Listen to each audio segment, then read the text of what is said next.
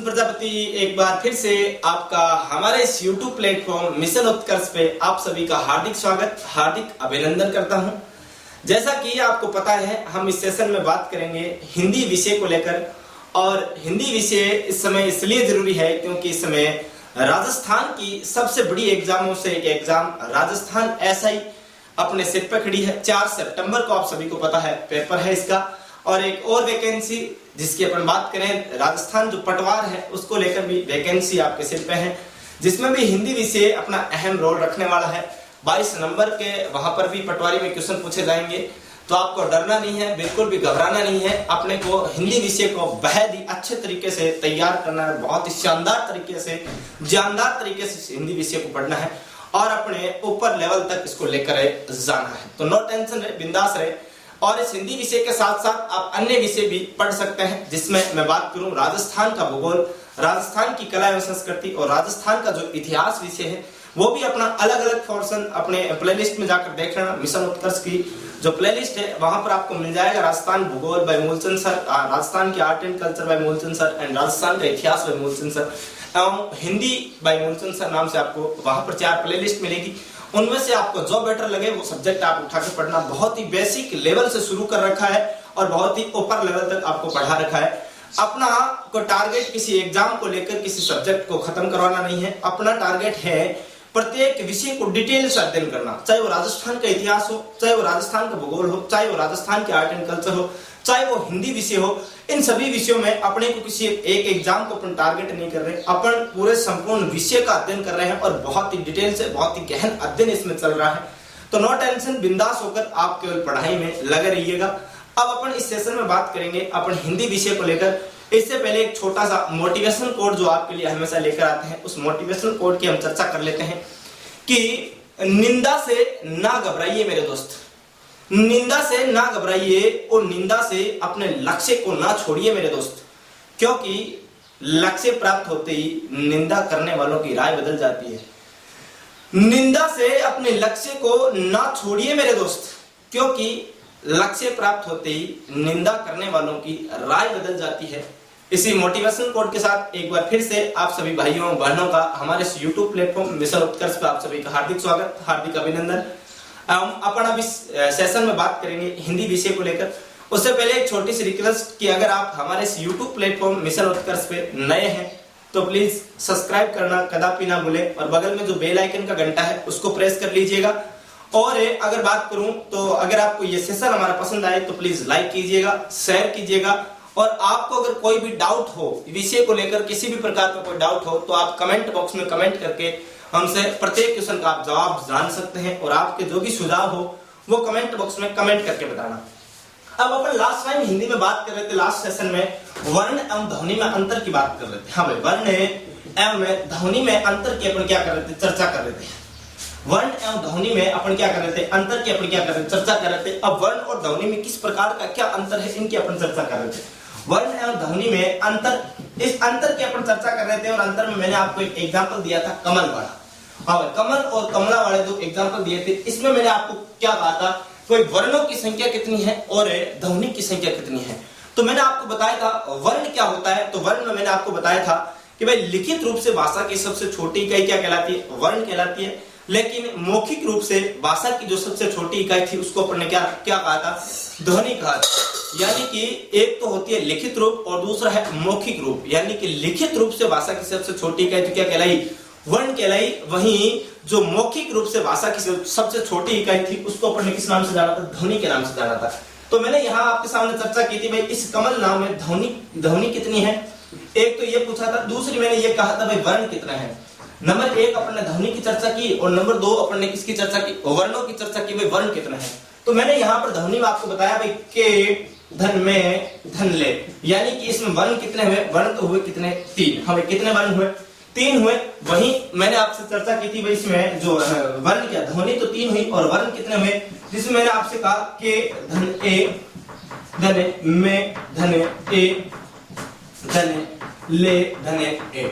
यानी कि मैंने आपसे यहाँ आपसे चर्चा की कि भाई इसमें जो वर्णों की संख्या है वो कितनी है। मैंने बताया 1 2 3 4 और 5। मैंने कितने बताया आपको वर्ण, 5 वर्ण बताए। कितने बताए?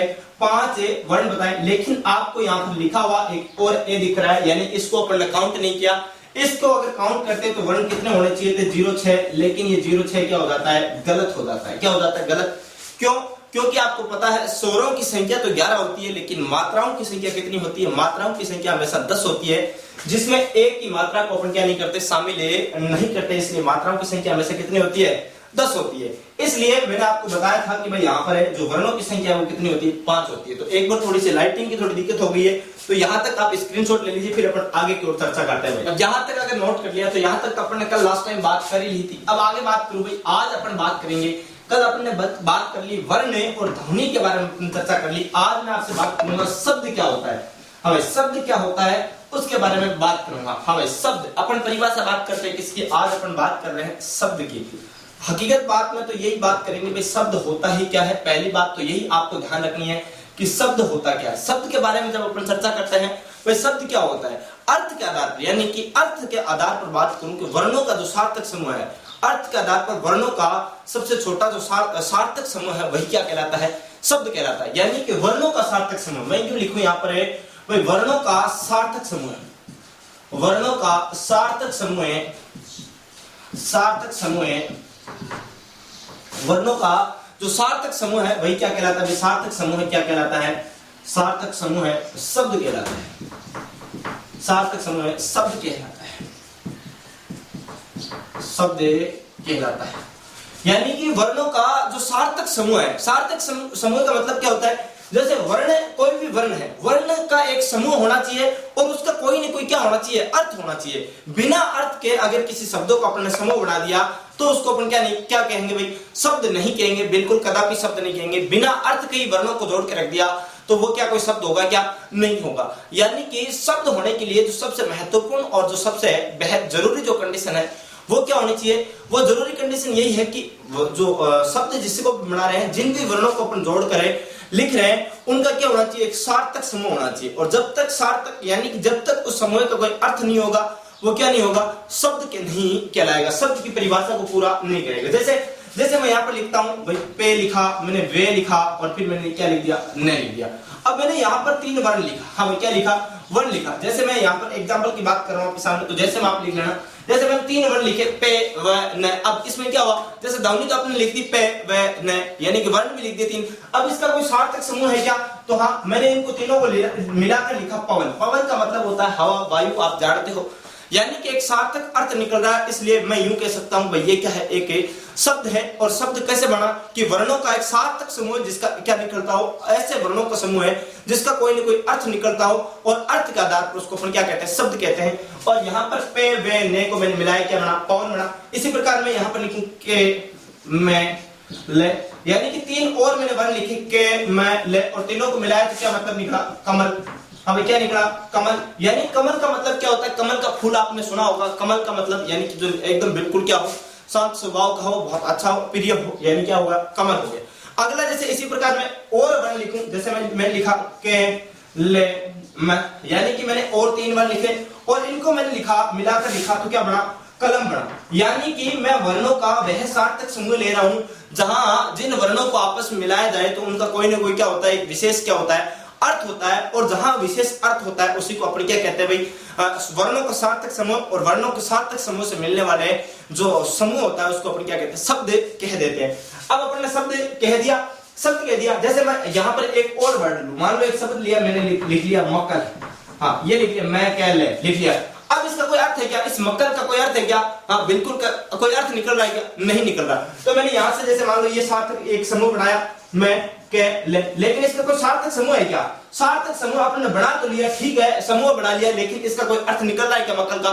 नहीं, कोई अर्थ नहीं निकल रहा। इसका मतलब ये क्या होता है? यहाँ पर शब्द के रूप में शब्द की परिभाषा को क्या नहीं कर रहा? फॉलो नहीं कर रहा। इसलिए ये यहाँ पर क्या हो जाता है? गलत हो जाता है। यानी कि शब्द का मतलब क्या होता है? वर्णों का सार्थक समूह क्या कहलाता है? साहब शब्द कहलाता है। तभी वो शब्द की परिभाषा को क्या करता है? पूर्ण करता है। तो यहां तक एक बार नोट कीजिए, फिर अपन आगे की ओर बात करते हैं भाई जो वर्णमाला है उसके बारे में। तो लेकिन यहाँ आप एक चीज और आप अच्छे से नोट कर लेना। जैसे मैं यहाँ बात करूं भाई विशेष की बात करूं, विशेष में क्या बात करूं? जैसे अर्थ के आधार पर जो भाषा का जो सबसे छोटा समूह है, यानी कि भाषा की जो सबसे छोटी इकाई है वो क्या कहलाती है? अपने शब्द कहलाती है। किसके आधार पर? जैसे मैं यहाँ पर आप एक विशेष करके लिख लेना, विशेष करके लिखना, और इसमें नोट जैसे अपन कहते हैं ना महत्वपूर्ण बिंदु, उसी प्रकार यहाँ हिंदी में क्या बात करते हैं, विशेष की बात करूं तो अर्थ के आधार पर भाषा की सबसे छोटी इकाई, यानी कि आप लिख सकते हो यहाँ अर्थ के आधार पर, अर्थ के आधार पर भाषा की सबसे छोटी इकाई, सबसे छोटी इकाई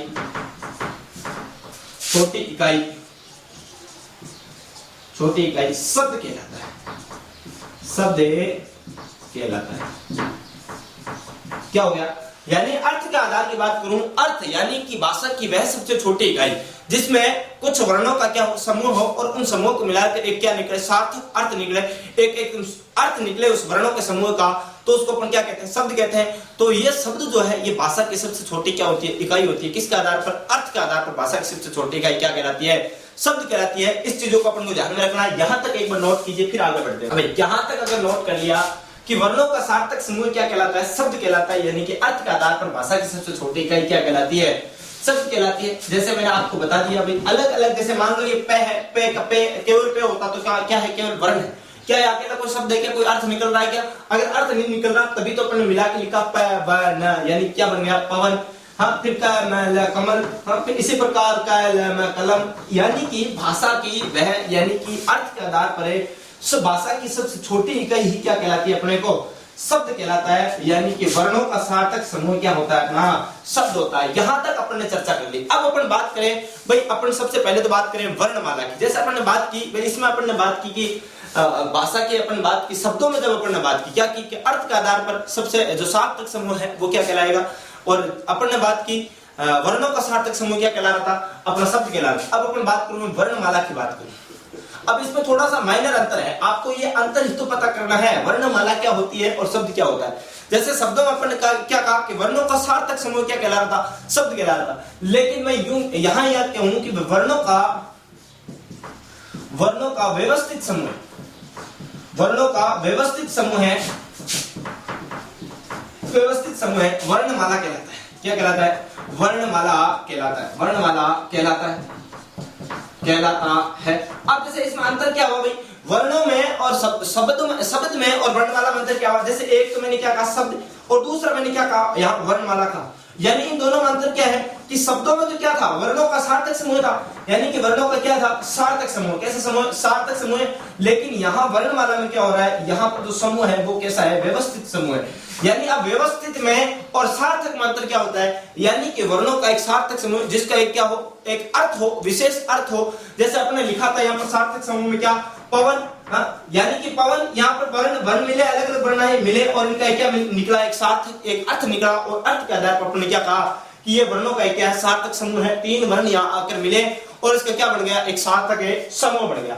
इसी प्रकार वर्णमाला में क्या कह रहा हूं कि वर्णों का व्यवस्थित समूह, यानी कि अर्थ से अपने कोई मतलब नहीं है, लेकिन वो क्या होना चाहिए, व्यवस्थित रूप से लिखे हुए होने चाहिए, वो एक व्यवस्थित क्रम में होने चाहिए। व्यवस्थित क्रम में कैसे, जैसे मैंने यहाँ पर मैं बात करूं व्यवस्थित समूह की, जब मैंने बात करी थी तो व्यवस्थित समूह होता क्या है।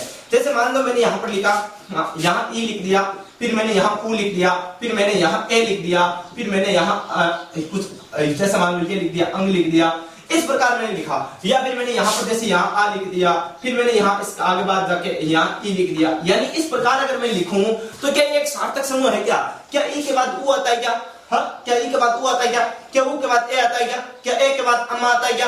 यानी कि ये चीज नहीं आती, यानी कि ये सार्थक समूह नहीं है। अगर सार्थक यानी व्यवस्थित समूह नहीं है, अगर व्यवस्थित समूह को जाना है तो क्या आता है, ए के बाद क्या आता है, आ आता है, आ के बाद क्या आता है, ई आता है, और ई के बाद क्या आता है, ई आता है, और फिर क्या आता है, ऊ आता है, फिर ऊ आता है। यानी इस प्रकार ये क्या चलता है, व्यवस्थित समूह चलता है। तो यानी कि वर्णों का जो व्यवस्थित समूह है वो क्या कहलाता है, वर्णमाला कहलाता है। लेकिन वर्णों का जो सार्थक समूह है वो क्या कहलाता है, शब्द कहलाता है। अब जैसे भाई यहाँ वर्णमाला में आप लिख सकते हो, जैसे अपन बात करूं मैं इसमें व्यवस्थित समूह की बात करूं तो यहाँ आप लिख लेना जैसे करके,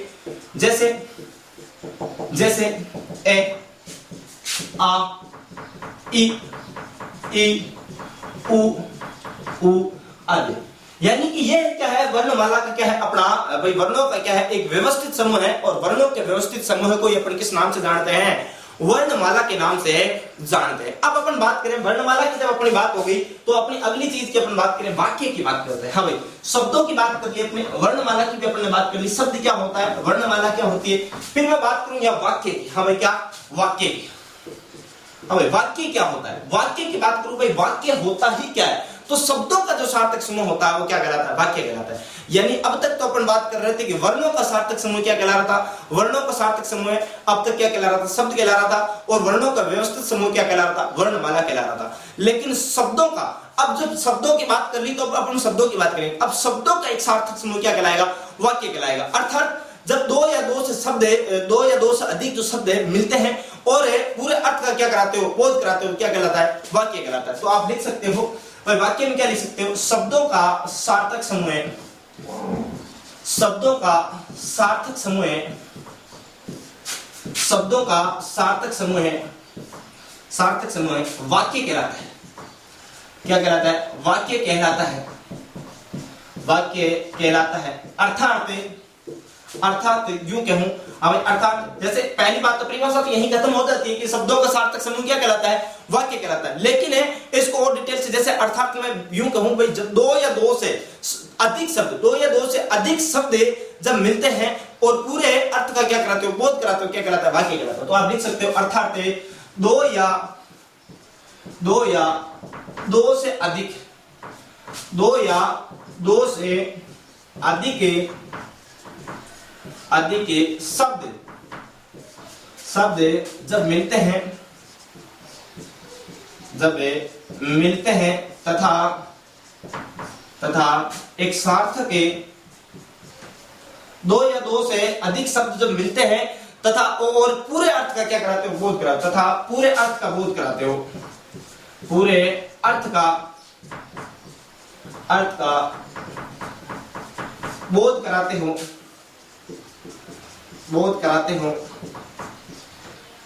हो, वाक्य कहलाता है। क्या कहलाता है भाई, वाक्य कहलाता है। यानी कि दो शब्द मिले या दो से अधिक शब्द मिले और वो शब्द मिलकर क्या कराते हो, एक पूरे अर्थ का क्या कराते हो, बोध कराते हो, तो क्या कहलाएगा, वाक्य कहलाएगा। अब जैसे दो शब्द मैंने लिख दिए यहाँ पर, अभी क्या लिखा, पवन राम। अब ये क्या बोध कराते हैं, पवन राम को बोध कराते हैं कि दो शब्द तो मिल गए आके, लेकिन कोई बोध करा रहे क्या, नहीं करवा रहे। जैसे मैंने कहा खाना दिया, अभी किसको दिया, क्या दिया, मतलब थोड़ी है। यानी कि दो शब्द तो मिल रहे हैं लेकिन कोई पूरे अर्थ का क्या नहीं करा रहे, बोध नहीं करा रहे। अब जब पूरे अर्थ का बोध नहीं करा रहे तो क्या वाक्य कहलाएगा, तो वाक्य नहीं कहलाएगा। तो वाक्य कौन सा कहलाएगा, जैसे मैं यहाँ पर लिख रहा हूं, जैसे करके मैं बताऊं, जैसे कृष्ण बांसुरी बजाता है, राधा गाना गाती है, ये क्या है, पूरा अर्थ का बोध करवा रहा है। जैसे मैंने बताऊं भाई, क्या कृष्ण बांसुरी बजाएगा, हाँ, क्या पूरे अर्थ का बोध कराएगा, क्या बजाएगा, क्या अर्थ का बोध नहीं करवाएगा, यानी कि वाक्य नहीं कहलाएगा। ये क्या कहलाता है, वाक्यांश कहलाता है। तो मैं यहां पर लिख सकता हूं, जैसे कृष्ण बांसुरी बजाता है, कृष्ण क्या बजाता है, बांसुरी बजाता है,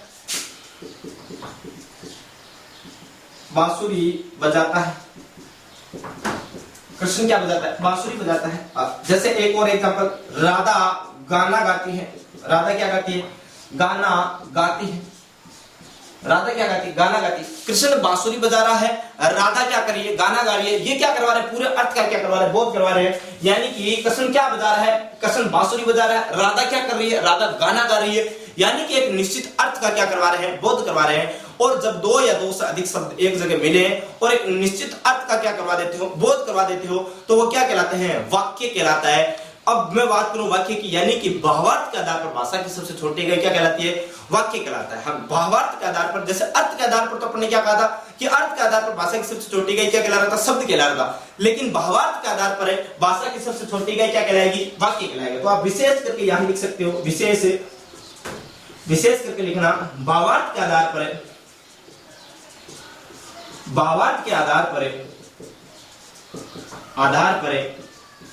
भाषा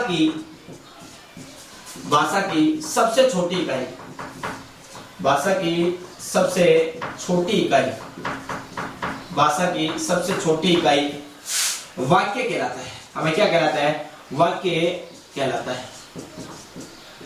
भावार्थ के आधार पर भाषा के सबसे छोटे इकाई क्या कहलाता है? वाक्य कहलाता है। लेकिन अर्थ के आधार पर भाषा के सबसे छोटे इकाई क्या कहलाता है? शब्द कहलाता है। इसी प्रकार अब अपन ने वाक्य की बात कर ली, शब्दों की बात कर ली, वर्णों की बात कर ली, वर्णमाला की बात कर ली। अब अपन आगे की ओर बात करेंगे भाई, जैसे अपन बात करेंगे इसकी वाक्यांश की बात करूंगा, पद की बात करूंगा और शब्द और पद में जैसे अंतर क्या होता है उनकी बात करूंगा। तो यहां तक एक बार नोट कीजिए, स्क्रीनशॉट ले लीजिए। यहां तक अच्छे से समझ लिया कि भाई वाक्य क्या होता है और वाक्य का मतलब आपने अच्छे से समझ लिया कि शब्दों का सार्थक समूह क्या कहलाता है? वाक्य कहलाता है। अर्थात दो या दो से अधिक शब्द जब मिलते हैं तथा पूरे अर्थ का क्या कराते हो? बोध कराते हो, क्या कहलाता है? वाक्य कहलाता है। और भावार्थ के आधार पर भाषा की सबसे छोटी इकाई क्या कहलाई? वाक्य कहलाई। अब जैसे भावार्थ का मतलब क्या हुआ? भावार्थ का मतलब क्या होता है? जैसे कृष्ण बांसुरी बजाता है, कृष्ण बांसुरी बजाता है, यानी कृष्ण क्या बजा रहा है? बांसुरी बजा रहा है। पूरा अर्थ का बोध करा रहा है कि कृष्ण क्या बजा रहा है? बांसुरी बजा रहा है। जैसे मैंने यहाँ केवल यहाँ ये लिखता कृष्ण बजाता है, कृष्ण बांसुरी बजाता तो, यानी कि मैं इस प्रकार लिखता यदि कृष्ण बांसुरी बजाता तो, यदि राधा गाना गाती तो क्या, यानी कि तब भावार्थ का पता नहीं चलता, अर्थ का पता नहीं चलता।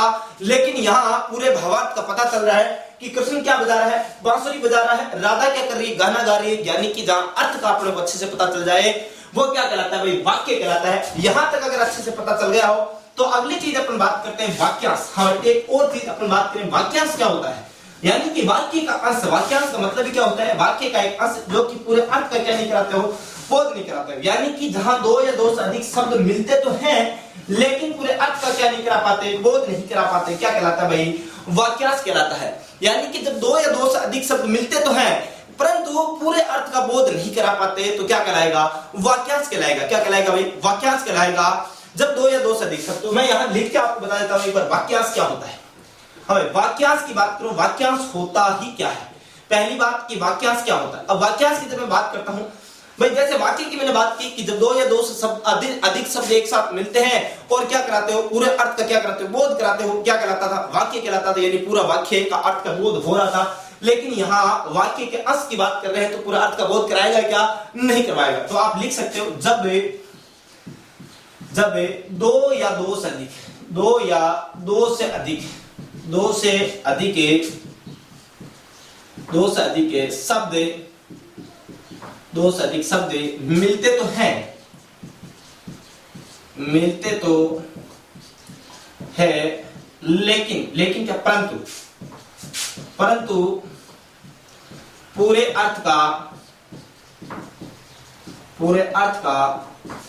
दो या दो से अधिक शब्द मिलते तो है परंतु पूरे अर्थ का बोध नहीं करा पाते।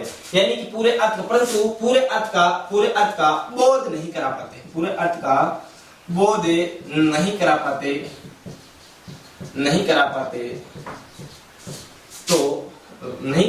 तो वाक्यांश कहलाता है। क्या कहलाता है? वाक्यांश कहलाता है। वाक्यांश कहलाता है। यानी कि एक वाक्य का अंश क्या कहलाएगा? वाक्यांश। जब दो या दो से शब्द मिलते तो है लेकिन पूरे अर्थ का बोध नहीं करा पाते हैं, क्या कहलाता है? वाक्यांश कहलाता है। जब दो या दो से अधिक शब्द मिलते तो है परंतु पूरे अर्थ का बोध नहीं करा पाते हैं तो वाक्यांश कहलाता है। क्या कहलाता? वाक्यांश कहलाता है। जैसे क्या, ऐसा क्या है? जैसे मैं आपको एक दो उदाहरण देता हूं। जैसे वाक्यांश का मतलब क्या हुआ?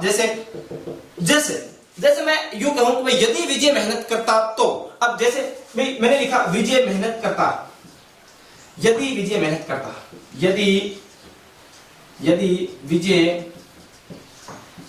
मेहनत करता। अब मेहनत करता यानी पूरा अर्थ का बोध करा रहा है क्या? यदि विजय मेहनत करता तो सफल हो जाता। अगर ये वाक्य ऐसे होता यदि विजय मेहनत करता तो सफल हो जाता तो क्या होता? पूरे अर्थ का बोध होता तो वो वाक्य कहलाता। लेकिन है इतना ही लिख दिया कि यदि विजय मेहनत करता।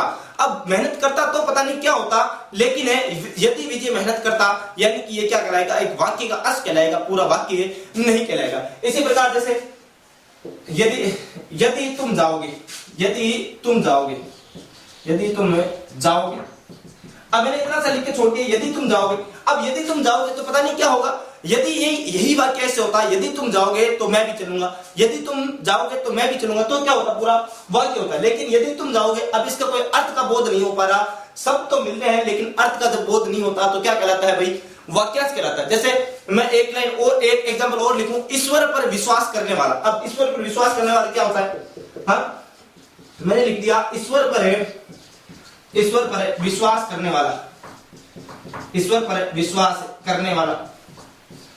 अब मैं ये लिखता, भाई ये पूरा वाक्य अगर लिखना होता तो मैं लिखता ईश्वर पर विश्वास करने वाला आस्तिक होता। अगर ऐसे लिखता तो ये क्या होता, पूरा वाक्य होता। लेकिन ईश्वर पर विश्वास करने वाला, अब इसका कोई पूरा अर्थ तो नहीं निकल रहा। जब अर्थ नहीं निकल रहा तो ये क्या कहलाएगा, वाक्यांश कहलाएगा। तो वाक्यांश आपको अच्छे से समझ में आया होगा।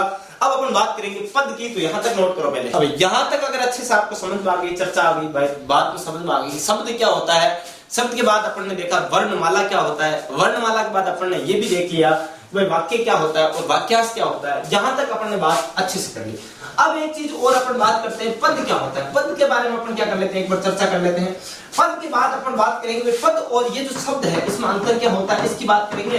फिर अपन चर्चा क्या करेंगे, एक और चर्चा कर लेंगे छोटी सी, हल या हलंत क्या होती है।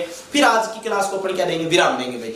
तो मैं बात करूंगा पद क्या होता है। नंबर 1 बात यही है भाई, पद होता ही क्या है, पद क्या होता है। अब पद और शब्द दोनों क्या होते हैं, एक ही होते हैं। यानी पद और शब्द में कोई अंतर नहीं होता, दोनों ही क्या होते हैं, समान ही होते हैं, एक ही जैसे होते हैं। अब समान कैसे होते हैं भाई, समान कैसे हुए, पद और शब्द में अंतर कैसे नहीं हुआ। जैसे मान लो मैं यूं कहूं ये तो कोई क्या है, शब्द है, और ये यहां पर मैंने क्या कर दिया, ये कोई क्या कह दिया, मैंने क्या कह दिया भाई, पद है।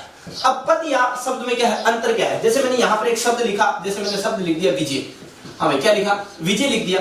अब विजय क्या है, शब्द है, लेकिन इसी शब्द को अपन पद बनाए कैसे। तो मैं यहां पर लिखूं भाई विजय पुस्तक पढ़ता है, विजय पुस्तकें पढ़ता है, विजय पुस्तकें पढ़ता है। यानी कि ये जो शब्द है, ये शब्द जब वाक्य में प्रयोग हो जाता है तो क्या हो जाता है, इसी पर क्या बन जाता है, पद। यहां पर विजय क्या है, यहां पर विजय क्या है, पद है, लेकिन यहां पर विजय क्या है, यहां विजय क्या है, शब्द है। यानी कि इस शब्द को जब पद बढ़ाते हैं तो इसको क्या करना पड़ता है, वाक्य में प्रयोग करना पड़ता है। यानी जब शब्द ही किसी वाक्य में प्रयोग हो जाए तो वह क्या कहलाता है, पद कहलाता है। अब इसको और अच्छे तरीके से समझाने के लिए मैं एक प्रयत्न करूं, एक छोटा सा एग्जांपल और दूं आपको भाई शब्द और पद में क्या अंतर होता है। एक छोटा सा और, जैसे मैं बात करूं भाई, ये मान लो आपका क्या है, घर है, आपका क्या है, घर है, और यहाँ पर ये पड़ोसियों के घर है, क्या है, पड़ोसियों के घर है। अब जैसे मान लो आपके घर में कोई रिश्तेदार आया, तो रिश्तेदार आएगा तो आप उससे चाय पानी की पूछोगे, निश्चित रूप से चाय पानी की पूछोगे। और जब चाय पानी का पूछोगे तो मान लो आपके घर में शक्कर खत्म होगी, तो आप किसके घर में जाओगे, पड़ोसियों के घर में। और पड़ोसियों के घर में कोई रिश्तेदार आए तो पड़ोसी कहाँ है, आपके घर में। यानी कि आप किसके घर में जा रहे हो, पड़ोसी किसके घर में आ रहा है, आपके घर में।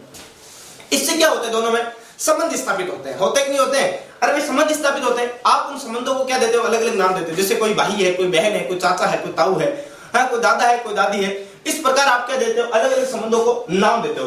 तो इसी प्रकार जो पद की कहानी भी कुछ इसी प्रकार है, संबंध स्थापित की बात करेंगे। यानी कि पद क्या होता है, जब किसी शब्द को वाक्य में प्रयोग किया जाता है। यानी मैं बात करूं, जब किसी शब्द को वाक्य में प्रयोग किया जाता है और उस शब्द का जो है अन्य शब्दों के साथ संबंध स्थापित हो जाए।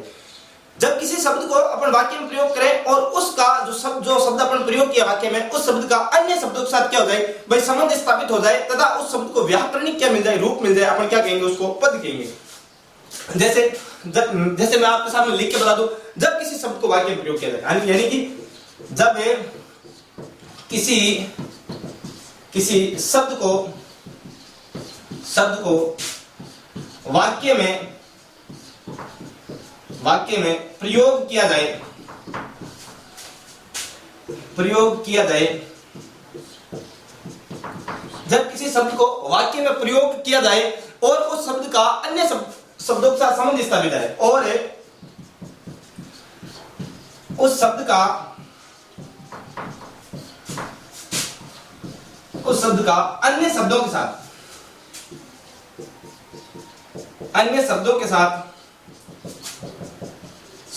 संबंध स्थापित हो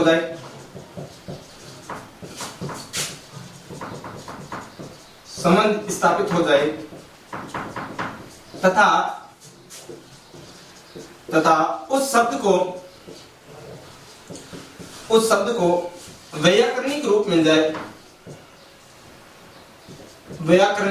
अब व्याकरणिक शब्द जो है वो ऐसे लिखा जाएगा। अब जैसे कुछ ऐसे सोच रहे व्याकरणिक ऐसे लिख दो, यानी कि जो व्याकरणिक शब्द है कुछ लोग ऐसे लिखना चाहते, तो यह शब्द क्या शब्द शुद्धि में क्या माना जाता है, अशुद्ध माना जाता है। व्याकरणिक नाम कैसे लिखा जाएगा, जो आपके सामने लिखा इसी प्रकार। यानी कि व्याकरणिक रूप मिल जाए तो वह क्या कहलाता है, रूप मिल जाए तो वह पद कहलाता है। तो वह क्या कहलाता है, पद कहलाता है। कहलाता है। यानी कि मैंने आपको क्या कहा, मैंने आपको एक घर वाला एग्जांपल दिया, मान लो ये आपका घर है, ये पड़ोसियों का क्या है घर है, इस प्रकार मैंने एक एग्जांपल दिया। और इस घर से जब आपके घर में कोई चीज खत्म हो जाए, आप पड़ोसी के घर पे जाते हो, पड़ोसी आपके घर पे आते हैं, इस प्रकार क्या होते हैं, संबंध स्थापित होते हैं। और संबंध स्थापित होते हैं तो आप उन संबंधों को कुछ न कुछ क्या देते हो, नाम देते हो। उसी प्रकार यहां पर हुआ कि जब किसी शब्द को वाक्य में प्रयोग किया, यानी जब किसी शब्द को किसी वाक्य में प्रयोग किया तो उस शब्द का दूसरे शब्दों के साथ क्या हो जाना चाहिए, संबंध स्थापित हो जाना चाहिए। और संबंध स्थापित हो गया तो और उसको क्या मिल जाना चाहिए, एक व्याकरणिक रूप। यानी कि घर से जब अपने पास पड़ोसी आया, पड़ोसी के साथ अपना क्या हुआ, संबंध स्थापित हुआ। और संबंध स्थापित हुआ तो अपन ने उस संबंध को क्या दिया, एक नाम दिया। और वही नाम के यहाँ पर क्या कहलाता है, पद कहलाता है। यानी कि जब किसी शब्द को वाक्य में प्रयोग किया जाए और अन्य शब्दों के साथ उसका क्या हो जाए, संबंध स्थापित हो जाए तथा उस शब्द को एक व्याकरणिक रूप मिल जाए, क्या कहलाता है, पद कहलाता है। जैसे एक एग्जांपल देता हूं, जैसे मोहन पुस्तक पढ़ता है, मोहन पुस्तकें पढ़ता है। अब मोहन क्या कर रहा है, पुस्तक पढ़ रहा है। अब मोहन क्या है यहाँ पर, भाई मोहन कर क्या रहा है, पुस्तक पढ़ रहा है। मैंने यहाँ पर जैसे रेखांकित शब्द कर दिया और इसमें रेखांकित पुस्तक को किया, तो अब इसमें पद क्या है, पद तो सभी है। जैसे पढ़ता भी क्या है, पद है, पुस्तक भी क्या है, पद है, मोहन भी क्या है, पद है। लेकिन जो चीज आपको रेखांकित करके पूछे वह क्या कहलाता है, पद कहलाता है। जैसे पुस्तक को यहाँ पर रेखांकित करके पूछा तो आप इसका उत्तर क्या दोगे, पद कर्म।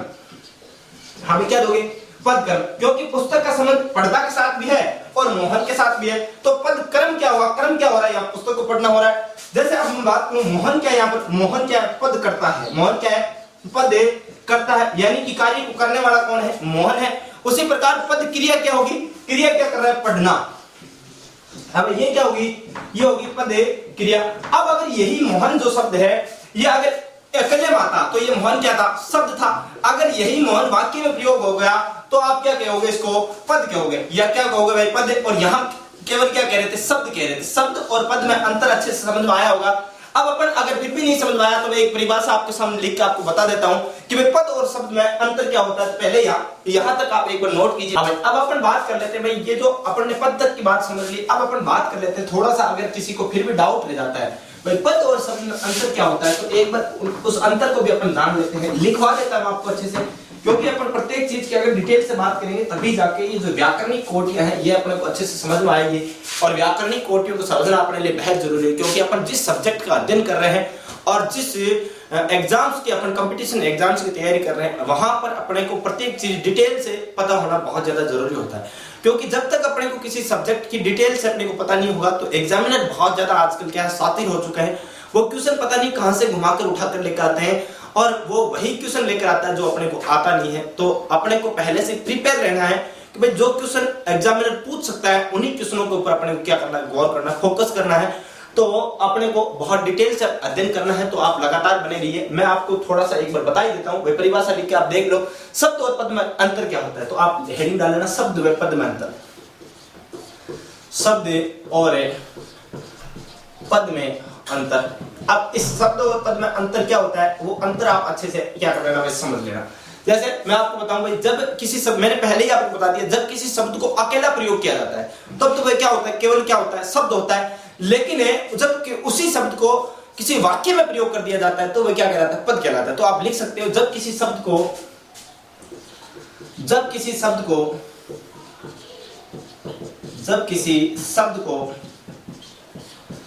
को अकेला प्रयोग किया जाता हो, अकेला प्रयोग किया जाता है, अकेला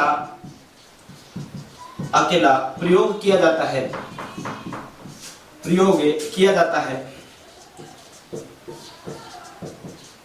अकेला प्रयोग किया जाता है तो वह शब्द होता है। तो वह क्या होता है, तो वह केवल शब्द होता है, तो वह शब्द होता है, तो वह शब्द होता है, शब्द होता है। लेकिन उसी शब्द को वाक्य में प्रयोग कर दिया जाए तब वो क्या बन जाता है, पद बन जाता है। लेकिन उसी शब्द को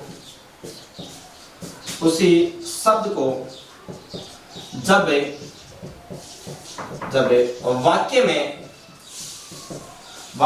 प्रयोग कर दिया जाता है, उसी वाक्य में प्रयोग कर लिया जाता है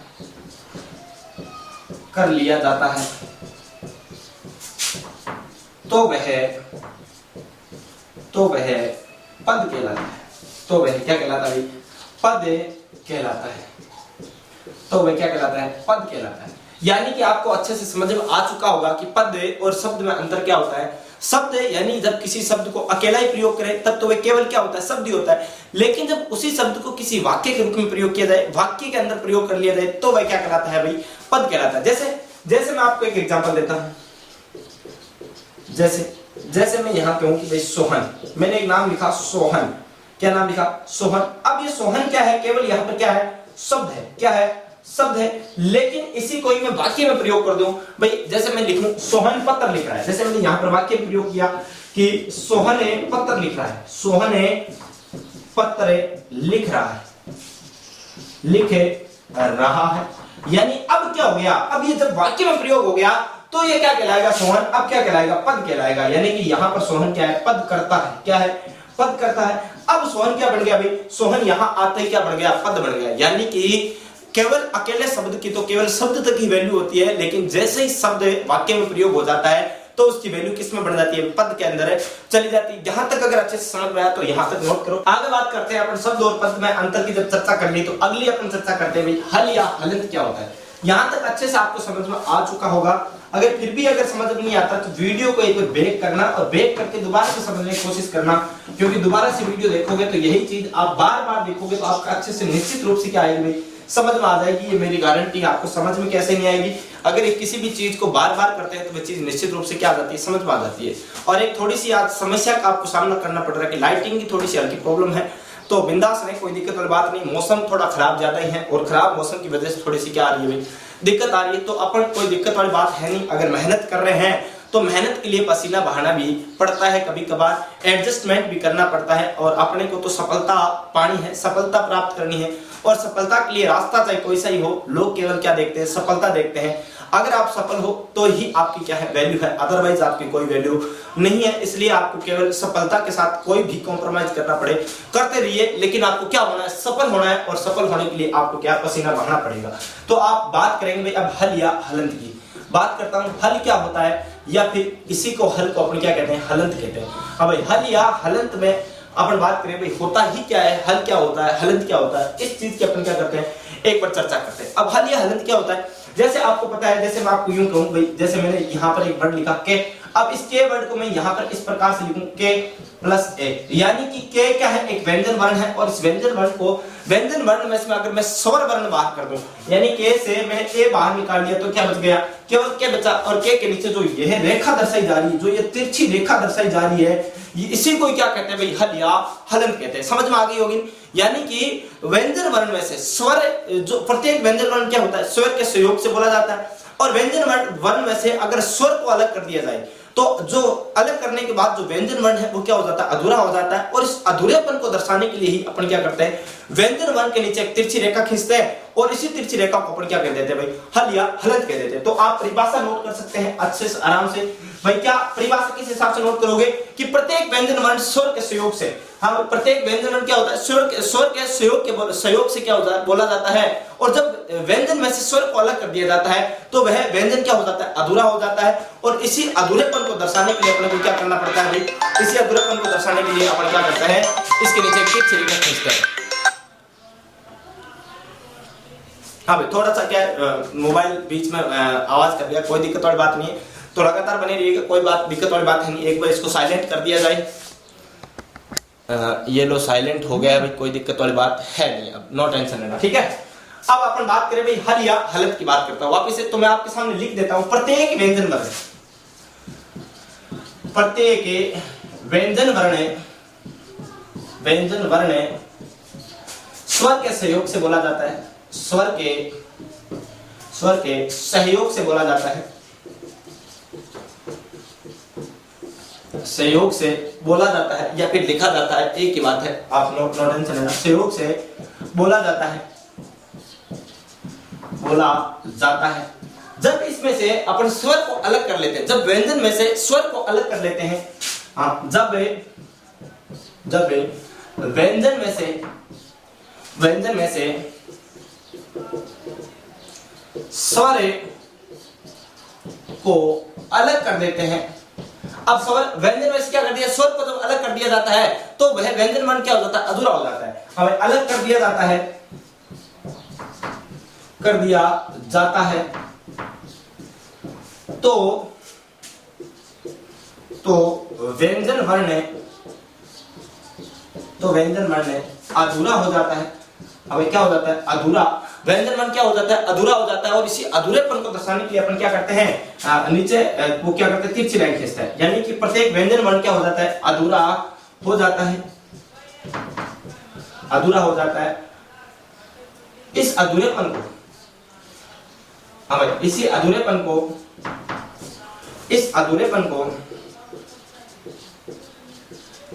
को दर्शाने के लिए इस अधूरेपन को दर्शाने के लिए क्या करेंगे, जो व्यंजन है उस व्यंजन के नीचे तिरछी रेखा खींच देते हैं। और ये जो तिरछी रेखा ये क्या कहलाती है, दर्शाने के लिए व्यंजन वर्ण के